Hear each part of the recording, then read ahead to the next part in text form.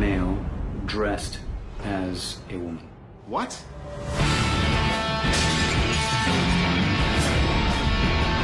Get inside and close the door.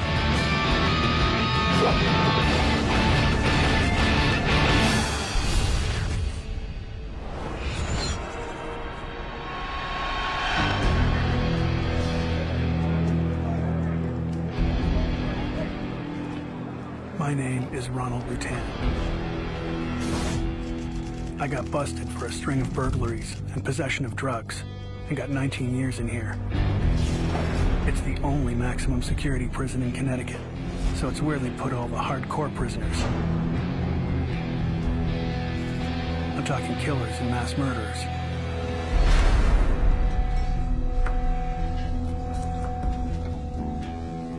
I've survived so far by keeping my head down and making myself useful. I work in the kitchens, recycling cans and boxes. It's a good job. I can get hold of food to sell.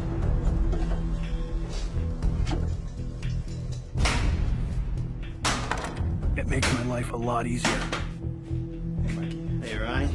Ronnie was a very, very quiet guy. He was just trying to stay under the radar so he wasn't the target of anybody. You got stock? Yeah, I got some. He knew a lot of guys in the prison system. I mean, you could get anything you want in Summer State Prison. It's only the best. It was just a matter of knowing the right person or the right guard. I know a lot of people from selling Pruno. Jailhouse wine that I make. Pleasure. All right, take it easy. Yeah, you too. So far, I've been safe from the gangs. But I'm not sure for how much longer.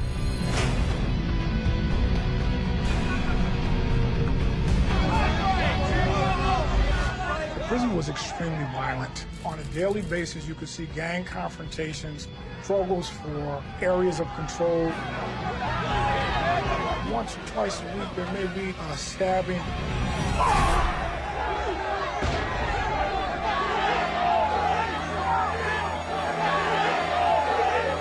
The intensity level was pretty close to overwhelming.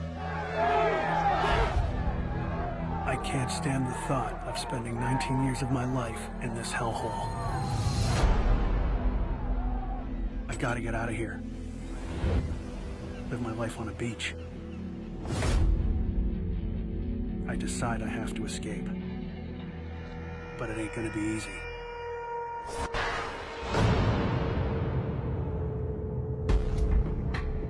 We had 7 towers, and officers in the towers are instructed to shoot to kill anyone breaching the exterior of that facility. There was one mobile unit. He had both a handgun and a rifle, and he was always moving. As the administrator of the facility, I would be bold enough to say that no one was going to get out of that place.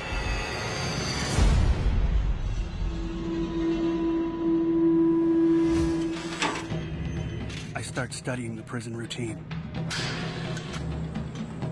Looking at who comes in and out. Then I find a weakness. I help the guy load food waste in 55-gallon drums. I notice the guard never checks inside them.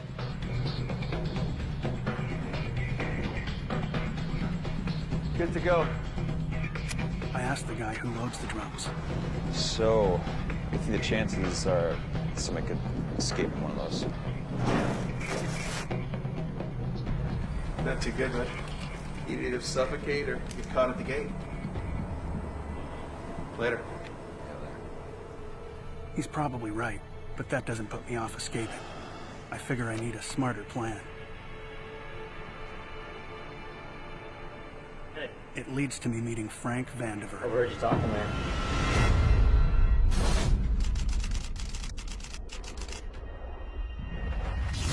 Serious about getting out?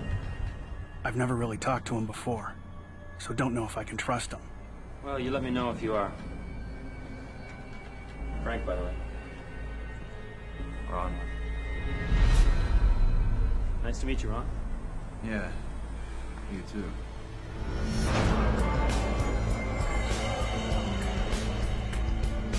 You can't trust anyone in prison, but I'm intrigued, so I decide to check him out. Hey, can you tell me about Vanderbilt? Vanderbilt. Yeah, former stockbroker serving 40 years for murder and fraud. One of his client's accounts was a little bit light, and he subsequently thought he could rectify that by killing a man. I also find out that on the outside, Frank was a cross-dresser who liked to wear women's clothes.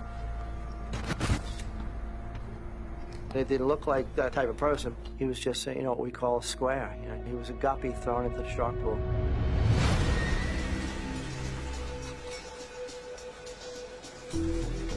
I don't care if he wears women's clothes. All that matters to me is if he can be trusted. From asking around, I get no red flags, so figure Frank is okay. Hey, Frank. Hey, man. How's it going? Good. But more importantly, I learn he gives stock tips to guards for favors. This one's looking really good. Well, that's a for sure. Is it for sure?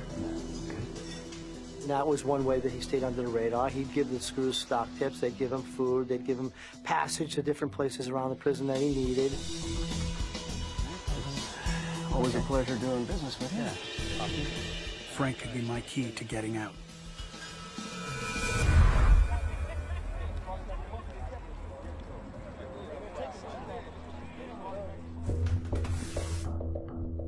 Soon enough, we talk some more. Hey. So you think about what I said? Yeah, I've thought more about it. Yeah. Because I'm definitely leaving. Frank's plan is to get through one of the windows. Then both of the fences. It sounds simple, but raises a lot of questions. And how do you plan to cut through those? I think I know a guy who can get some blades. I decide there and then if he got the hacksaw blades. I'm in.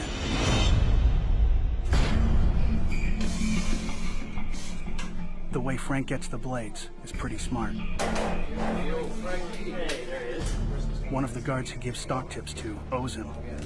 You doing some exercising, Frankie? Yeah, a little bit of running. Frank tricks him into bringing in a pair of sneakers. The guard thinks he's just doing him a favor. I believe Vanderveer could be manipulative. Many times people make the mistake of underestimating inmates.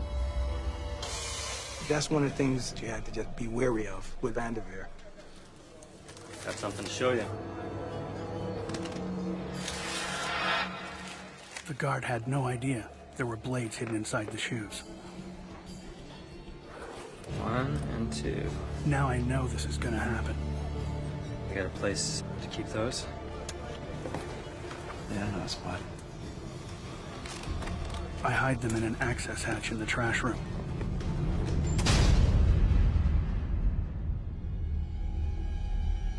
The blades will get us through the bars, but we still have to get through 2 fences. Getting hold of something in a maximum security prison that can do that is gonna be tough.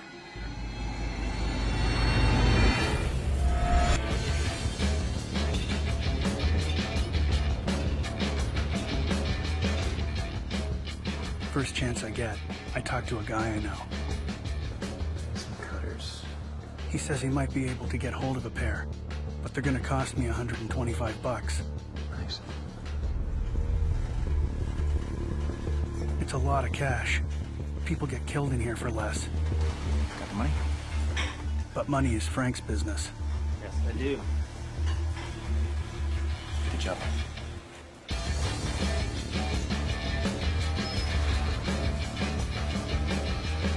The guy doesn't let me down. Thanks, man. I don't ask where he got him from. Now I've got to get him back to the kitchens. The way inmates transported items from one location to another was through the use of food carts. It was one huge problem for me. I'm good to go. But also, that was a common way that we caught inmates with trying to smuggle things. Hold up. Arms up. The carts we move food around in don't go through the metal detectors. but are sometimes searched by the guards. Go. Come through. Go. If the cutters are found, the escape is over. Come through. Good. Wait up, though.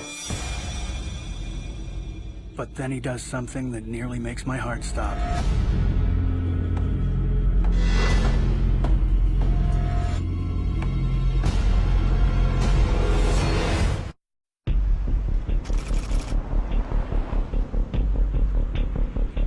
I've hidden wire cutters in food slops. Any minute now, the guard is gonna find them. I'm fighting to look calm. The guard is getting closer and closer to the cutters. Hey! I got an urgent order for some coffee for the warden. He needs it now. All right, send him through. Okay, go. Relief sweeps over me. It was a close call. Go. Once I get the cutters into the trash room, I hide them with the blades. I hope they'll get us through the fence. We use our rec time to check out the prison security and come up with a plan. We work out the best time to escape is after the kitchens get quiet in the evening, but before the final count at 9:30. For the escape to work, timing is going to be crucial. Got a tower here and here to contend with.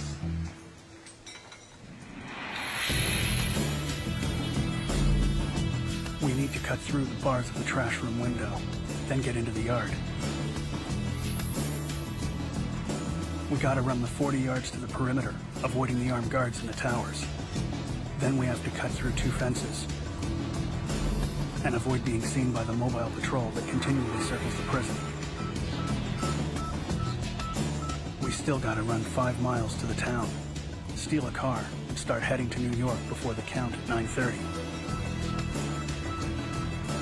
All of this in just a couple of hours. Ain't gonna be easy. But first, we gotta cut through the bars. It's gonna take a while. Use a knife. I use a knife to recycle cans. I get it from a guard. The rule is, I'm locked in when I use it. That gives us an hour a night without being disturbed. But there's a problem. There's a window in the door, so guards can see what we're doing. We can also be seen from outside. While I'm working, I have an idea. I take the boxes I'm supposed to recycle and stack them into a wall.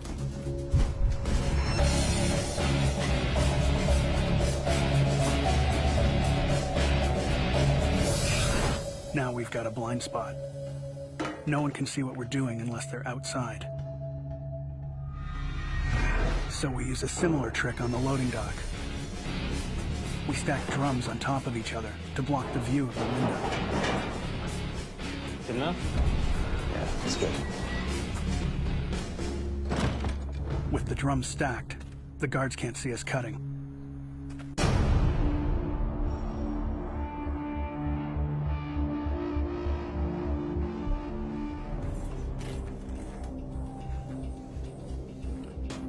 Finally, we make a start on the bars.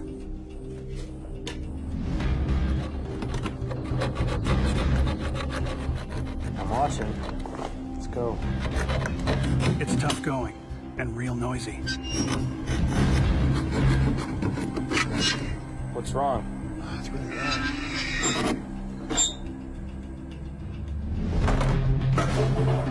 So Frank comes up with a smart idea to use vegetable oil to make the cutting smoother and quieter. It's all going well until I realize our time is nearly up and notice that the cuts are too obvious. He's gonna see these cuts.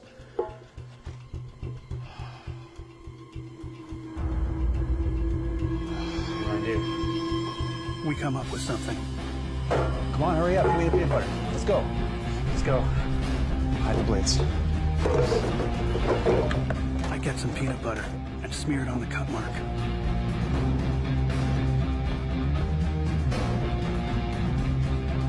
It's a good match. But I'm not sure it'll stand up if a guard looks too closely.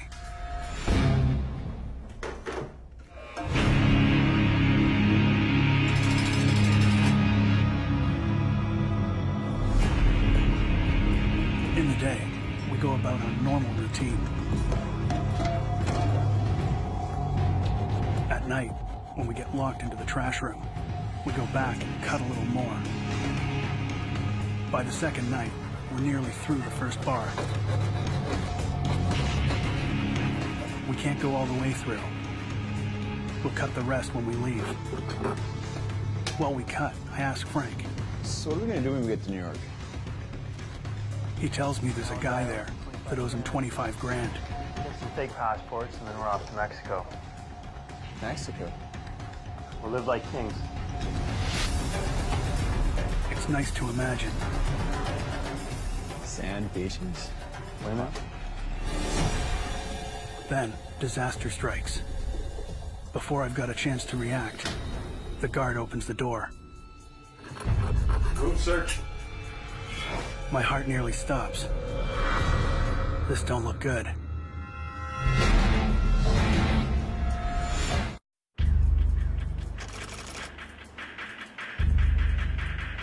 We're cutting the window bars when there's a room search. I need to stop the guards from seeing what's going on behind the stack of boxes. Let me get some of this out of your way here, guys. Move up, step aside. But they walk into the room. I turn to Frank and can't believe my eyes.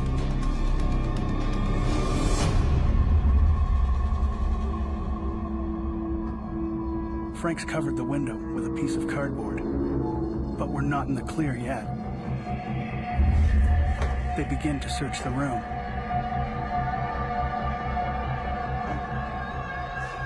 The guard walks towards the window.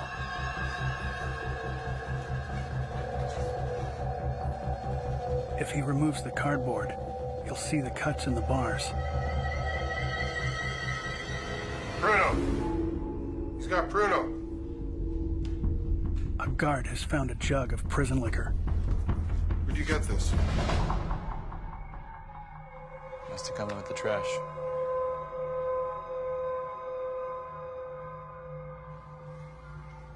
He takes it and leaves.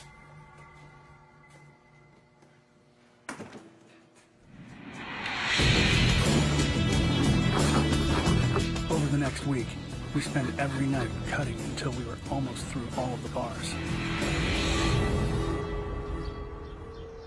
Finally, it's breakout night. Starts out business as usual. There you go. The guard brings the tools for our regular evening shift. As soon as he's gone, we tackle the last section of the bars.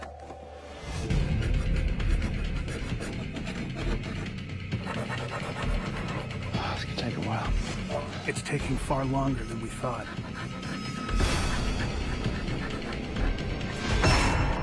But then we bust through.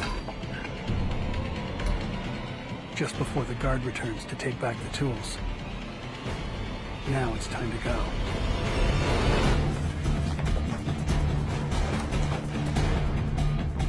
We gotta move fast. The last count is in just an hour 30. Come on. I take a couple pieces of pipe to use as extensions on the cutters to give them more leverage. I bend the final bar upwards and out. I go first and wait for Frank. We could be discovered at any moment.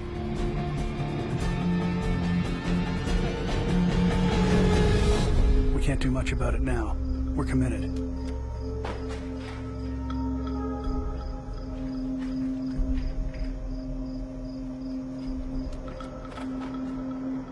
We duck down and wait for the light to pass. We make a run for it. I keep low and run as fast as I can. My heart is beating hard.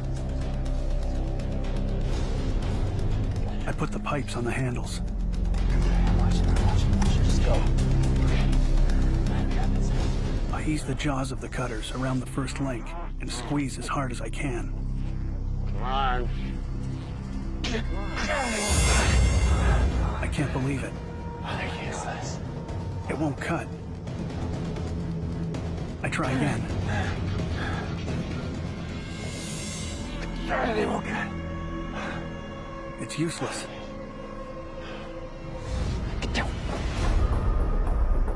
It's the mobile patrol.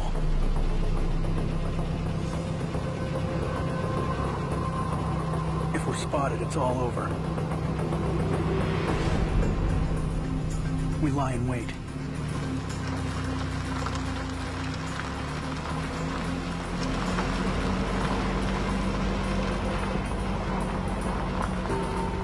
When we look up, he's driven right past.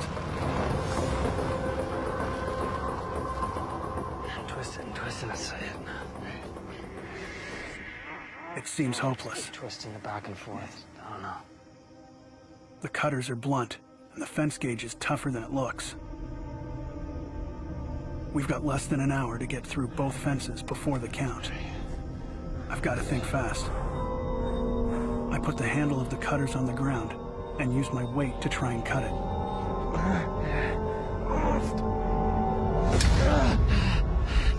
It sounds like a firecracker going off.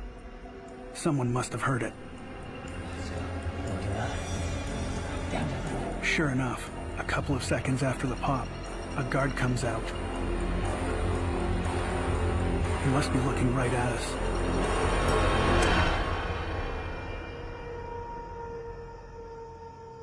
But he's just taking a break and goes back inside.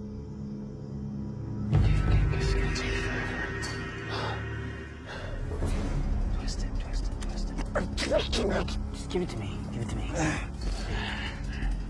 It's taking far too long. It's now nearly 9 o'clock. There's only half an hour until count, and 2 fences to cut through. Then Frank makes a breakthrough. He twists the cutters around the link while squeezing as hard as he can. There we go. It snaps. Back and forth, back and forth. As we cut more links, I'm starting to get more confident. Then we hear the PA sound that rec time is over. Recreation time is over. All inmates to return to their blocks immediately. I've got like 20 minutes left. We're not going to make it. We keep cutting.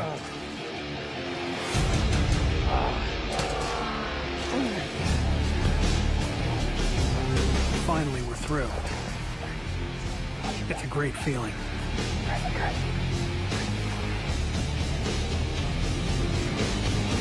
But there's still another fence to go.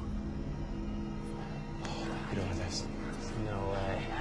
We're both real nervous now. Then we hear the worst sound possible. They're calling count. The count has to clear. Each person must be accounted for. And if the count doesn't clear, that inmate has got a lot of explaining to do.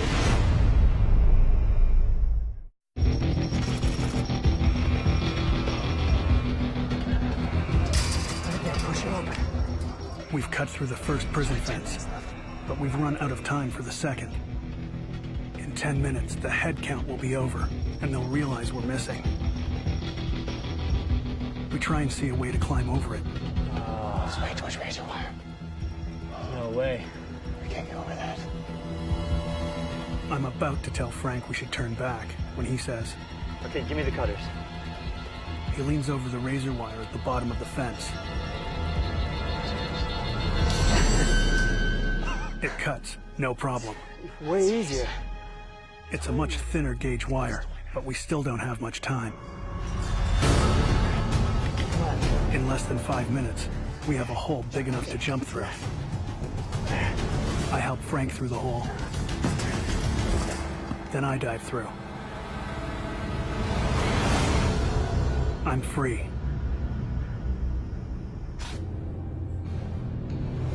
The count didn't clear. That's when the thought comes up, hey, what's going on here? They came into the block where Ronnie was and where I lived, and they went down to his cell. They popped the door, they went in, and they're looking under the mattress. And of course, the entire block erupted. And, hey, where's Ronnie? Hey, he's not under that mattress. Check this cell over here.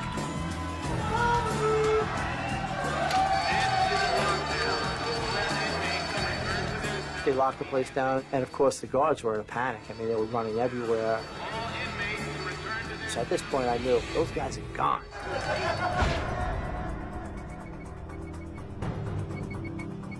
My pager went off, and it was a signal to contact the facility immediately. What's going on? They informed me that we had a possible escape. So what happened? The impact of that news is pretty devastating. Well, I informed them to initiate escape procedures, and I was on my way. They'll be looking for us by now. We've still got to run 5 miles to a nearby town where we're going to try and steal a car. I wish I hadn't smoked all those cigarettes. Came to the facility, and one of our K9 units had been activated. Within minutes, we had detected a trail and was on that trail. We were really expecting to apprehend them before they could actually get out of the area.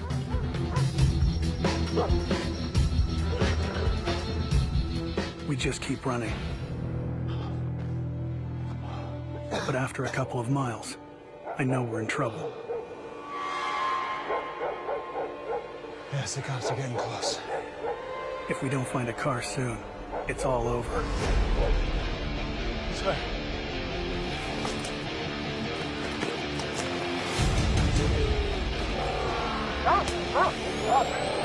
Went into the woods.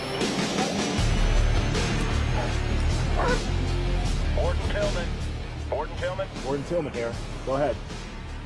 Our K9 supervisor communicated to me that a unit seemed to be pretty hot on the trail. They've gone into the woods. We're not far behind. This way. I'm thinking to myself, we got these guys. We'll have them back within an hour or so. As we get to the edge of town, things go from bad to worse. It's too busy.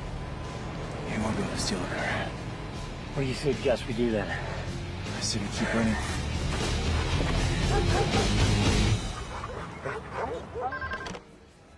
Warden Tillman here. When the K9 officers called, it really was a big deal, a real big deal. Did you get them? Bad news, boss. The dogs have lost its scent. What? We're at a highway near Enfield. I was informed that they had lost the trail at a major highway crossing.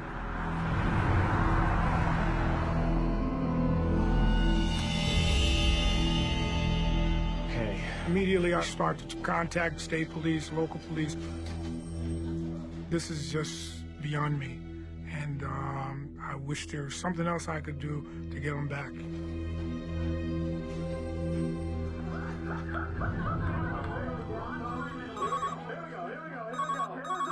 Around 11 o'clock, I received a phone call from my supervisor. Hello? As quickly as possible, I arrived at the command post at Summers Prison. Out of here. You got a space I can work out of? I was disappointed to learn that they lost the scent. So at that point, primary focus is to lock down the area as best as possible. We do this by setting perimeters as well as roadblocks in hopes of finding them within that secured area. These individuals are dangerous, and the fear is always that someone else will become a victim unless we capture them right away.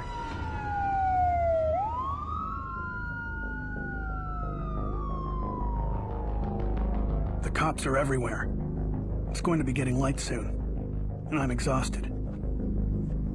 We've got to get off the streets. We find an office without an alarm and break into it.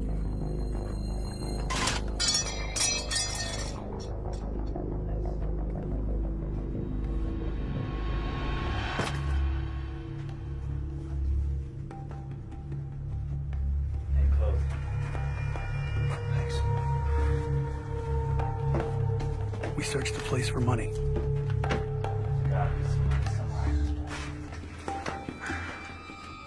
But find nothing. Things are looking desperate. Look, let's just get some sleep.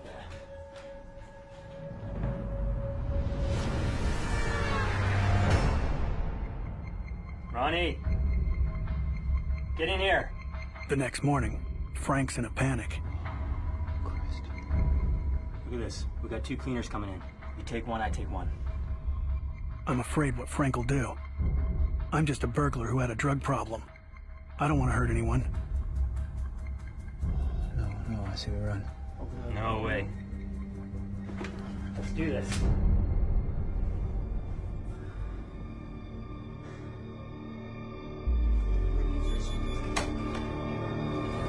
Get inside and close the door!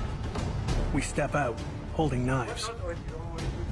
Don't look at me! Give me the key to the truck! All right. I'm afraid Frank will kill them. So I get him out of the way quick. Both of you get in the office now. Go on! Don't look at him! Move! Move! I get the man to empty his pockets. He doesn't have any money. I cut the cords to the window blinds and tie them up.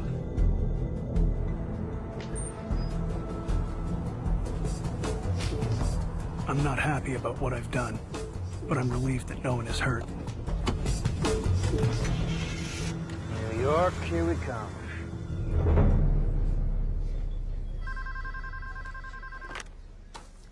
Mike Gillard? I received a phone call from Enfield Police Department indicating that a burglary and robbery had occurred that was perpetrated by Vanderveer and Rutan. I'm on it. They're becoming more desperate, and you're concerned what else they could do. Unfortunately, these people interrupted them. They saw your vehicle, correct? Yeah. And they've gotten away in a vehicle. Now, it's good and bad. It gives us something to look for, number one, but on the other hand, we know that they could be going anywhere.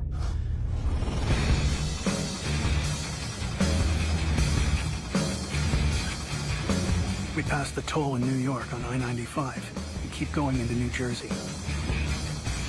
We don't see a single police car. Even Frank is smiling. It feels good. I see a fast food joint, so pull in. What do you want? Burger, fries. I can't believe what I see. No. What? The cops. Right behind us. I'm blocked in, and I got nowhere to run. Looks like the game is up.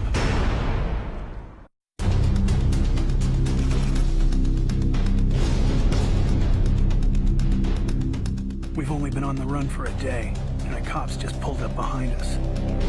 We're busted. We're done. We're both panicking. I see the cop open his door. He's getting out. What? He's getting out of the car. Shh.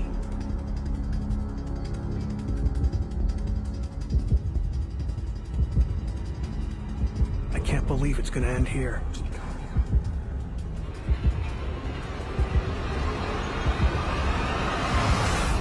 Then the cop does something I don't expect.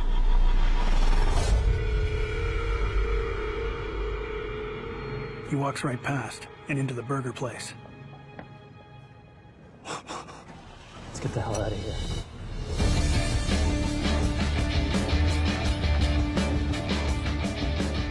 We stop at a shopping mall and steal a license plate for the truck. Got it? Almost. We're in a big city with a clean plate. Now all we need is the money for the passports, and we'll be on our way to Mexico.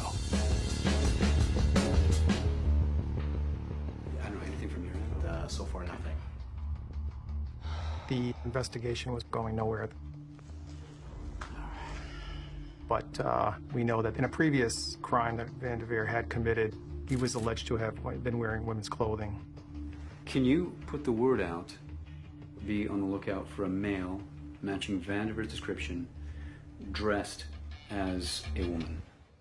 Missing Frank Van der Veer, serving time for murder, and Ronald Rutan, a sentence for burglary and larceny. They were able to cut out of a building and then cut their way through 2 fences. Van der Veer, who's still at large, is a transvestite. Van der Veer is a transvestite. A transvestite. Can you describe him or her? We received certainly well over 100 leads regarding the whereabouts of Van der Veer. Unfortunately, none of those leads were going anywhere. And I'm feeling a little frustrated that we haven't been able to capture them yet. And then I suddenly get a phone call from a manager of a New York motel, and she believes that Van der Veer is actually staying at her motel. The first thing she tells me is that he's described himself as a financial advisor. Now, I knew that Frank Van der Veer's background was as a stockbroker, so that intrigued me a little bit. What did you put down for an address? When she gave me the address, I noticed that the house number of the address he gave was the exact same house number of another relative that I knew was his. It's a 102. It looked to me to be extremely promising, and certainly the most promising lead we'd had up to that point. She indicates to me he was to return later on that afternoon. Jesus, that's in less than 2 hours. Give me the FBI, please. I immediately made a phone call to FBI. There's no way I can get out there before then. Is there any way you can send some of your guys? Van der Veer was convicted on murder charges. That tells me that if cornered again, you may be able to kill again. Kleber. Cleve. DeFonso. I happened to get a hold of a couple of our agents down in the New York office. He's where? I got a hold of Don Kleber and I say, I need you to fly over there. Oh, yeah? How long we got? He's expected 3 p.m. Van der Veer was due back later that afternoon. So we were now under the gun to get there before he would show up at the hotel. This room. Based on his pedigree, we expected that he was armed and dangerous. We're gonna need backup.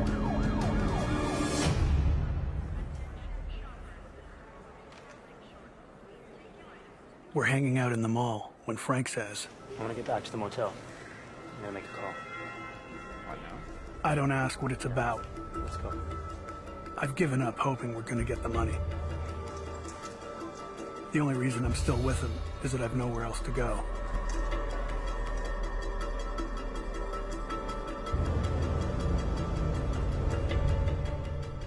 When we got to the hotel, my partner, Agent Higgins, and myself went in and interviewed the manager of the hotel. This gentleman right here. Yes, this is the man I called about. Are you sure? Yes, he's staying here. She positively identified the photo, and it was about that time that the 2 agents from Newburgh arrived on the scene. We gave them the key and instructed them to go and take a look around. I have a positive ID on Van der Veer in the room. We got documents with his name on it. Okay, sit tight, and when we see him, we will radio over to you. Over. Copy. We had no more than 10 or 15 minutes from the scheduled 3 o'clock where Van der Veer was going to be back.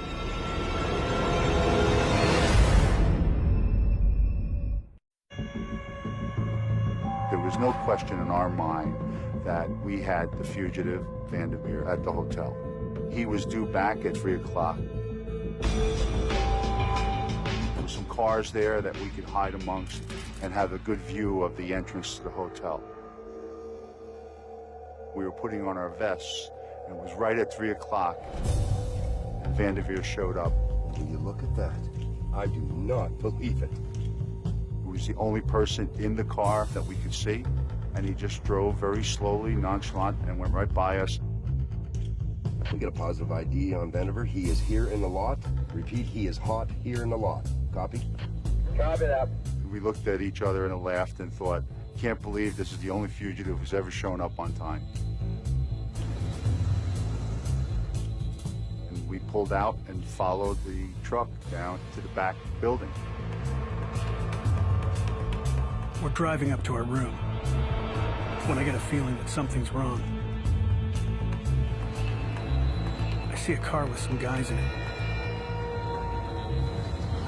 I tell Frank I think they're cops. Take it easy. He don't believe me. Getting paranoid. Vandiver is approaching now. Do you copy? Copy that.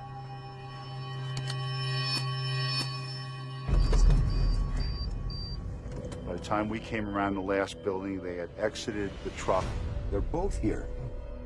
It's one of those, oh my God, moments. That's the first time we realized we had both Vandiver and Rutan.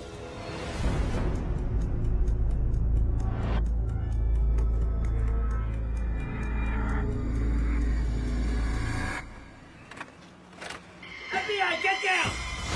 Cops. Guns. I panic. Get down! Go, go, hold it right there! Rutan took off running to my right, and Vandiver took off running to the left. The two agents inside instinctively took off after Rutan. Agent Higgins and myself took off after Vandiver.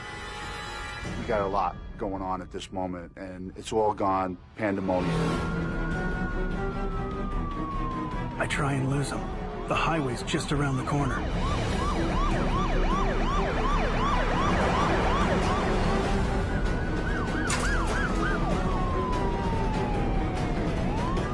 Vandiver was at the top of the fence, and he dropped to the ground just in front of us.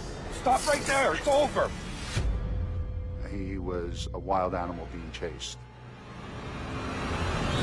Stop! I need backup now. I'm on Route 10, in pursuit. I'm not waiting around. I cut into an alley.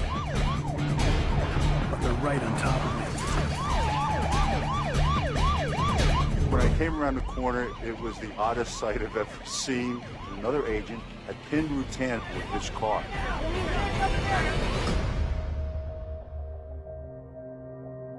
The cop jumps out with a gun and aims it at me. That's when I know it's all over. When we handcuffed Rutan, he was compliant. He'd given up. Get him up! Get him up! Come on! It was all over. There was no fight left in him. We were grateful for that. I've had 16 days of freedom. But I guess this is the end of the road. And all I can think is, was it worth it? I should have just done my time. I don't know when I'll see Frank again. One of the bits of information Rutan provided was that they had been staying at different malls, and New York State Police waited in the hopes that Vandiver would return. Thursday, the police siege on Spring Valley began. A massive manhunt for Vandiver was organized after he eluded FBI agents who tried to arrest him at the Econo Lodge. He was finally caught Saturday at a shopping mall in Paramus, New Jersey, 20 miles away.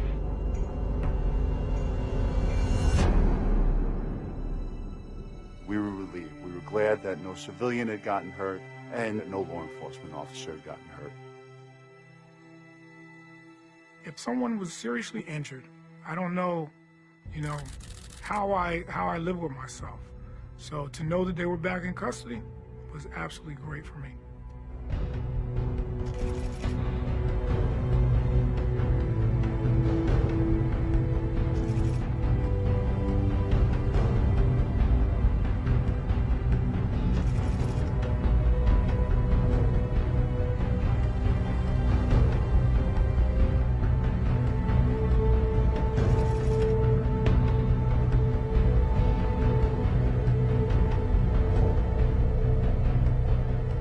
The message that the inmates received out of this, and the message that is sent to them, is that, you may leave, you may escape, but we'll get you.